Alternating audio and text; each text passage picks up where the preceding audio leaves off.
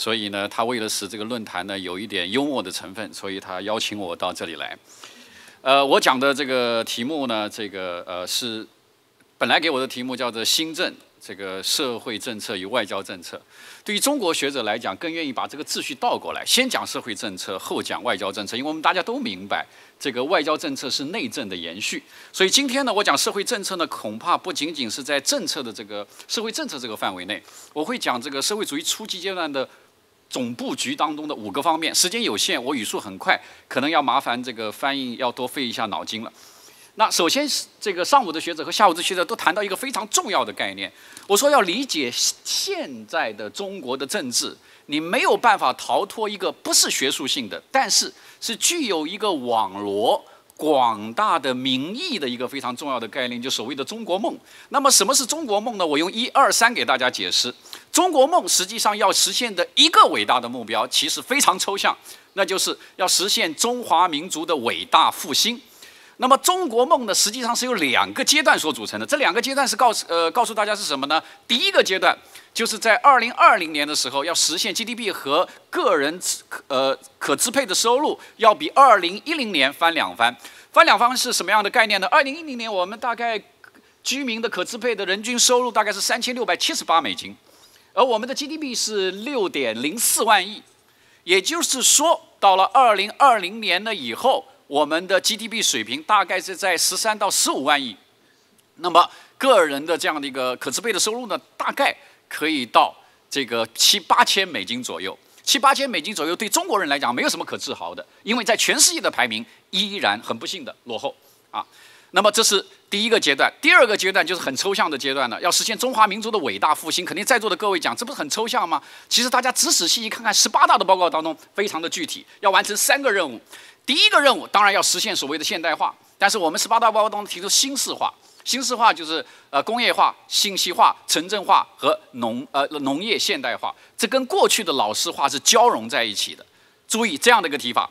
第2个提法更有趣了，大家看一看，在实现中华民族的伟大复兴，大概是在建国的100周年，2049年到2050年的左右，要完成祖国统一。大家想一想，有可能吗？ 但祖国统一一定不是一个没有时间表的事情，对不对？所以你仔细看那个18大报告当中提到这一条，我觉得是不是在提出时间表呢？当然，第3个要实现维护世界的和平和实现世界的共同发展，这就是我们的中国梦啊。中国梦具体表来有3块内容，3块内容是什么呢？国家富强、民族振兴和人民幸福。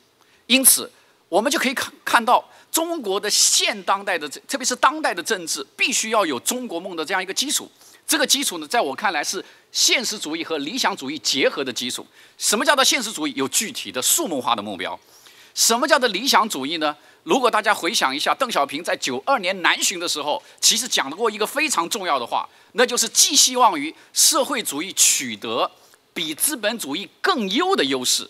那么，如果说， 把18大的3个自信，把它总结到最后是一个制度自信的话，大家想想看，按照逻辑推论，那就是实现中国梦，也就是意味着告诉大家，社会主义已经赢得了对资本主义的竞争优势。这是非常理想主义的想法，但是它是在中国梦当中的贯穿当中的应有之义。好，那么。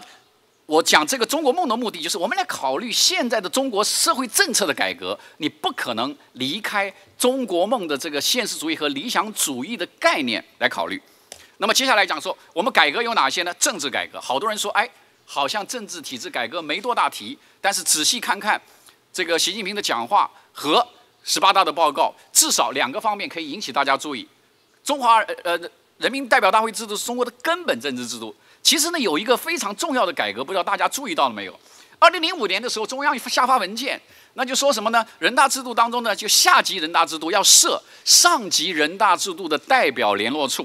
但大家注意到了没有？18大报告这个没有了哦，直接说人大里面要设置代表联络处。所以我现在回应一下韩教授刚才讲的，我们从2000年的这个大概是2万代表上访，一直上升到这个2012年的10万上访。那我请问，人民代表，我们把权力委托给你，为什么不把社会矛盾消解在代表与政府的沟通上面呢？所以，代表联流制度是未来政治体制发展的一个非常重要的设计。另外，还有一个非常重要的设计，我也提醒这个韩国的朋友研究中国的政治问题，那是要关注过去我们讲的协商民主，基本上是在政协这个范围之内，但是在未来的政治体制改革当中呢，已经超出政协这个范围内了，全社会实行协商民主制度。如果大家要解剖麻雀的话，在这些时间关系我不会讲，只是给大家去查一个案例，就是浙江温岭的协商民主制度。中国的政治改革，注意很多情况下上面有一个抽象的原则性的 guideline， 大部分的政治改革真的要推行下去，是从基层进行试点开始的。浙江温岭是协商民主制的一个非常好的试点啊。那么这是政治，那么政治方面呢？除了刚才讲的制度建设，还有一个非常重要的思想建设。思想建设，我同意韩教授的观点，依法治国，要变成执政党和政府的自己的一个行为规范和政治文化。还有一个就是习近平最近在4月份和6月份，分别是在4月19号和6月19号谈到的，就是群众路线的这样一个实践活动。什么叫群众路线？也就是说，改革开放实现了利益分野的情况下，中国共产党你应该联系最广大人民的根本利益，也就是要到群众当中去。所以呢，研究中国的学者，你一定要注意习近平非常风趣的讲话。群众路线具体的做法，实际上用几个形容词来表示：要照镜子、正衣冠、洗澡、治病。这在某种程度上来讲，在执政党的思想建设方面，已经提出了非常明确的一条道路。第三个，文化建设。文化建设呢，实际上习近平讲要把权力关在笼子里面，实际上就确立了政府官员和党的领导人一定要树立一个有约束的权力观啊。还有一个党内民主以及反腐廉政的建设。在这里，反腐廉政我跟大家讲一个，刚才你讲过中国的事情，要么乘以13亿，要么除以13亿。我告诉大家，中国这个共产党有一个历史上从来没有出现过的事情，那就是我们党拥有8500万党员。这什么概念你知道吗？治党如治国。德国人口大概也就8500多万，所以对这个党的所谓的治理，大家不要觉得一朝一夕就能完成。大家设想一下，如果我党有1万个人当中有1个人犯错误，大概是多少？8500个人犯错误，就是这样的一个现实。所以呢，反腐倡廉已经摆在议事日程的，这不是现在提的。80年代陈云提过，2000年江泽民提过啊，在建党的这个周年庆的时候，胡锦涛结果要亡党亡国，所以执政党的这样一个政治文化的建设也刻不容缓。最后是队伍建设，队伍建设注意习近平的一个非常重要的表态：中国共产党员要量和质并举。什么意思呢？控制数量，提高质量，发挥作用。这实际上是对执政党执政这么多年来，在不断的扩张的这个路线上进行了一次彻底的反思。这难道不是政治体制改革要走的路向吗？当然是。接下来我们来看经济，在我看来就是一句话：释放红利的经济政策。那我们现在要定位经济发展的新机遇到底是什么？来自哪里？人口红利没有了，靠完全的投资驱动不可以，土地利用的也差不多了。那么还有什么可以用的呢？唯一可以用的是政策。那我们可以看到，最近这个几个月来，这个政策的红利呢频频的释放。所以那个巴克莱这个资本提出了一个非常重要的概念，叫做克强 Nomics， 所谓的克强经济学。克强经济学实际上有3个非常重要的指标。第一个指标就是不再出台经济刺激政策。第2个指标尽量少用杠杆。那么第3个指标就是要优化结构。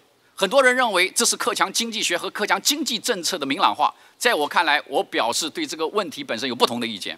我认为不管一项政策是不是新，前提条件之一是回到我刚才讲的，能不能保证中国梦的第一个阶段的实现，那就是如果实现短期的硬着陆，影响到了2020年所达到的 GDP 翻两番和人均可支配收入翻两番的话，那么任何的经济学在中国就没有办法实施下去。这是我的观点。第2个，要理顺政府和市场的关系。我们大概在这几个月当中，罕见的中央政府取消和下放了177项行政审批项目，这是非常罕见的。深圳大高阔虎的改变了这个企业登记注册制度，不要验资，啊，不要写经营范围，啊，等等等等，这都是非常大的一项改革。接下来要平衡持续发展和结构调整，所有人对中国经济政策的调整关系到这个结构调整上，但是大家没有，我们不会牺牲发展而成就结构。因为对中国社会来讲，我回应这个韩教授的观点，只要 GDP 下到7，下到5到6，那么中国社会的稳定的经济基础就出现了非常大的问题。对于中国共产党要长期执政来讲，没有比维系社会稳定更加重要了。最后一个经济方面，我同意前面的学者所讲的观点，中国从过去的引进来的重点，逐步的转向了走出去。我们从这个中海油收购尼克森，我们从这个3亿重工收购普斯麦斯，我们就可以看到这样的步伐呢，在不断的向前发展。我还有5分钟，我讲的速度已经够快了。接下来就是所谓的这个文化政策。刚才呢，这个韩教授讲了，我们这个整个的价值体系出现了这样和那样的问题。在这里，我可以负责任地告诉大家，中国共产党包括我们政府早就意识到问题，所以在习总书记担任书记或者国家主席这一段，我相信他会做3位一体的事情：价值、道德和精神生活，做这样的一个心性建设的工程。大家不要忘了，谈到社会主义核心价值观的时候，大家早注意2个词，一个是马克思主义及其时代特征，一个是具有中国特色的理论体系。可是后面还有什么呢？自由、平等、正义，全部在这里面。也就是说，韩国朋友，你们走向现代化当中所奉行的这些价值的目标，全是在社会主义的核心价值体系当中，啊，这是我们必须要建设的。接下来呢，我们当然在文化方面也特别的要谈到提高文化的实力和竞争力。早上的一位教授说，孔子学院办的不是那么成功。其实办的成功不成功，相对于他的目标而言，孔子学院办的目标不是进行文化扩张，而是希望国外的朋友们能够借助于接触中国文化，对中国文化有所了解，加强彼此之间的互相的理解而已。任何赋予它太多的政治功能的东西，然后做最后的价值判断，都是错误的。所以从这个角度上来讲，我觉得孔子学院能够教大家说汉语、写毛笔字、跳中国舞，足够了，不要赋予它太多的价值啊。那么中国的软实力在17大的报告当中首先提出来，也是非常重视的。在我看来，主要还是在如何提升中国的文化产业的竞争力上。好，刚才讲的社会政策。社会政策呢，中国的这个进一步的在社会管理当中呢，会采取一个非常重要的概念，叫做社会共治的模式。那就是国家、政府、非政府组织，包括公民个人，那么都参与到社会共治的模式当中。在这个过程当中，我同意韩教授的观点，会强化司法的力量，形成大家对司法公正的这样的一个信仰，把基层的矛盾通过司法的途径能够寻求到有效的救济。而不是变成上访，最多的情况下也是平访，不下也不上，啊，这是很重要的。那么衡量社会建设的一个非常重要的依据是什么呢？就一句话：民生、教育、就业、医疗、社会保障和居民收入状况。所以中国已经从一个数目制的政治，开始从这一次的2会当中走向了体验式的政治。什么叫做体验式的政治呢？就是改革开放的任何的成果，如果老百姓没有切实的有体验的话，这不能成为衡量政绩的一个标准。这就是习近平先生为什么最近谈到不以 GDP 论英雄的一个非常重要的来源。好，不以 GDP 论英雄有个很重要的依据，那就是中国要在现有的基础上再实现 GDP 和人均可支配收入翻番的话，就必须要支付巨大的生态的成本。我告诉大家，这个成本已经不能够再支付下去了。7大水系有1半是污染的。我告诉大家，今年上半年的这个雾霾天气影响到了6亿人口。我再告诉大家 ，MIT 刚出了一个报告，2005年中国在大气自然方面所花的钱是1120亿。这是什么概念？研究中国的朋友，你知道，这相当于中国的西部的2个省和自治区，一个省一个自治区加起来的 GDP 的总和。而且这还是2005年的数据，我还没有讲现在的。我们能支付得了吗？肯定支付不了。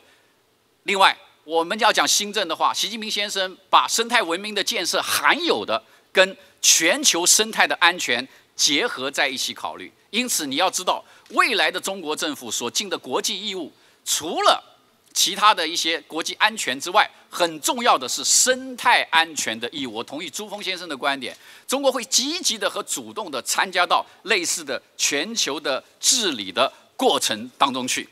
但不管怎么样，中国人口多，民族成分复杂，而且处在一个社会的转型期。我告诉大家，并不是中国的政治家们没有意识到这一点，也没有给出一些针对问题的方案。问题不在方案，问题却在于方案如何落实。所以，希望韩国的学者们也给我们一些政策的建议。谢谢大家。